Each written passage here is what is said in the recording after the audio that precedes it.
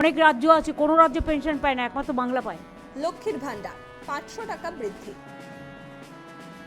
আরে আমরা তো সবুজই তো। লক্ষ্মী বাড়ে কার্যত লক্ষ্মী লাভ বাংলার। 26-এর বিধানসভা ভোটের আগে অর্থমন্ত্রীর ঝুলি থেকে ঝরল দাক্ষিণের বৃষ্টি। একদিকে লক্ষ্মীর ভান্ডার থেকে বেকার ভাতার ঢালাও প্রতিশ্রুতি, অন্যদিকে সুপ্রিম কোর্টের নির্দেশে বকেয়া জিএ নিয়ে সরকারি কর্মীদের দীর্ঘ প্রতীক্ষার অবসান। ভোটমুখী বাংলায় মমতা বন্দ্যোপাধ্যায়ের এই মাস্টার স্ট্রোক কি বিরোধী শিবিরের অঙ্ক বদলে দেবে, নাকি ঋণের বোঝা আরো বাড়াবে রাজ্যের কোষাগারে? বাজেটের সবথেকে বড় চমক লক্ষ্মীর ভান্ডার।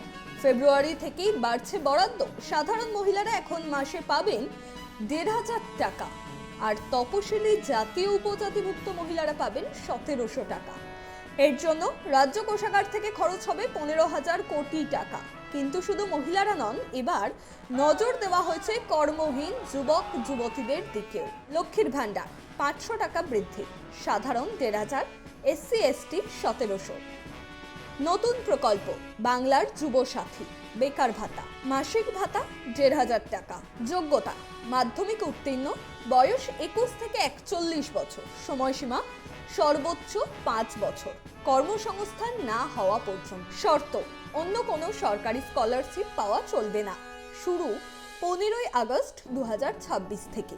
ভাতা বৃদ্ধি, আশাকর্মী, অঙ্গনওয়াড়ি, সিভিক ভলেন্টিয়ার ও প্যারা টিচারদের 1,000 টাকা মাসিক বৃদ্ধি। অন্যদিকে সকালেই সুখবর আসে দিল্লি থেকেও। বকেয়া ডিএ বা মহার্ঘ ভাতা নিয়ে রাজ্য সরকারকে কড়া নির্দেশ দিল দেশের শীর্ষ আদালত। আগামী 31শে মার্চের মধ্যে বকেয়া ডিএর 25% মিটিয়ে দেওয়ার নির্দেশ দিয়েছে সুপ্রিম কোর্ট। বাকি 75%-এর জন্য গঠন করা হয়েছে বিশেষ কমিটি। আদালত থেকে স্বস্তি পেতেই রাজ্য বাজেটে আরও 4% ডিএ বৃদ্ধির ঘোষণা করলেন অর্থমন্ত্রী। খুশিতে আবিরে রাঙা হয়ে ওঠেন আন্দোলনকারীরা, মিষ্টি মুখ করতেও দেখা যায় তাদের। তবে রায় নিয়ে মুখ্যমন্ত্রী সাফ জানিয়েছে, রায়ের কপি খতিয়ে দেখে তবেই পরবর্তী পদক্ষেপ নেবে তার সরকার। এখনো রায়ের কপি হাতে পাইনি, আমাদের স্টাডি করতে দিন। কারণ যে কমিটি এটা রায়টা দিয়েছে তাতে 3 জন সুপ্রিম কোর্টের জাজ ছিলেন আর 1 জন ছিলেন ক্যাগের, কিন্তু আমাদের ওয়েস্ট বেঙ্গল গভর্নমেন্টের কোনো রিপ্রেজেন্টেশন ছিল না। সেই জন্য আমরা এটা স্টাডি করে লয়ারদের সাথে কথা বলে আমরা অলরেডি একটা নেক্সট কোর্স অফ অ্যাকশানের জন্য একটা কমিটি তৈরি করেছি চিফ সেক্রেটারির নেতৃত্বে। তারা এটাকে স্টাডি করবে, রিভিউ করবে, এবং ওরা তো মে মাস বলেছে। তার আগে আমাদের তো 5 জনের কমিটি করে দেওয়া হয়েছে, এবং তারা কথা বলে তারা যেভাবে বলবে আমরা সেভাবে চলবো। শুনুন, অনেক রাজ্য আছে, কোনো রাজ্য পেনশন পায় না, একমাত্র বাংলা পায়। সরকারি কর্মচারীরা ক্যাশলেস বেনিফিট কোথাও নেই, একমাত্র পশ্চিমবাংলায় আছে। যে গতকালকে রাত্রেবেলাতেই একদম মানে অফিসিয়াল অর্ডার করে মাননীয় প্রধান বিচারপতি বলেছেন যে রায়টা তাড়াতাড়ি দিয়ে দাও। অনেকদিন তো হলো, প্রায় 4 মাস অতিক্রান্ত হতে চললো, ডিএ রায় হয়নি। প্রায় 10 লক্ষাধিক কর্মচারী এর ফলে সাফার করছে এবং তারা ন্যায় পাচ্ছেন না। আমরা মাননীয় মুখ্যমন্ত্রীকে ধন্যবাদ জানাচ্ছি যে সুপ্রিম কোর্টে আপনি গিয়ে পরে কর্মচারীদের এই মানে ডিএ রায়টাকে যেভাবে ত্বরান্বিত করে এলেন, সেই খুশিতে আমরা আজকে সবুজ আবির। আরে আমরা তো সবুজই তো। বিক্ষুব্ধ মানে মাঝে মাঝে সরকার যখন মানে কুকুর বিড়ালের সাথে তুলনা করে তখন আমরা বিক্ষুব্ধ হয়ে যাই, না হলে আমরা সবুজই। সরকারটাই সবুজ, আমরা সরকারের অংশ, সেখানে সবুজ না হয়ে উপায় কোথায়? উন্নয়নের মানচিত্রে এবার প্রাধান্য পাচ্ছে আধুনিকায়ন।